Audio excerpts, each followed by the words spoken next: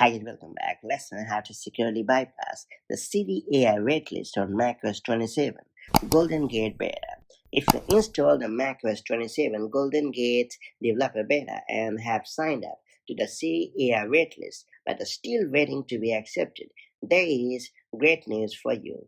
Thanks to a pretty neat terminal command workaround, you can actually unlock the all-new virtual assistant on your Mac immediately. That's it. Let me show you how it's done the right way. So first here we have to launch the terminal app on your Mac running macOS 27 beta. Then you have to input the following command at the prompt and press enter. After that, you have to restart your Mac to apply the change and you're all set. After restarting your macOS device, you can start using Siri AI immediately. In the dedicated Siri app, you can enjoy natural back and forth conversations using either text or voice with your chat history automatically synced across your Apple devices through iCloud.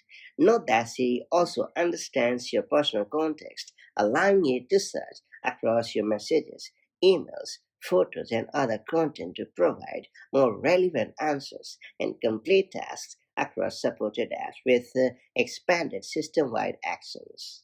On Mac, Siri is now deeply integrated with Spotlight and is also accessible through right-click context menus for files and windows, making it even easier to perform actions without switching apps.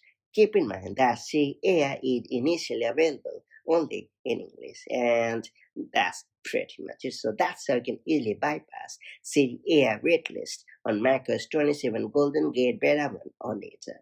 Now that you have unlocked this pretty cool hack, make the most of it as and when the need arrives, and I'll catch you up in the next one.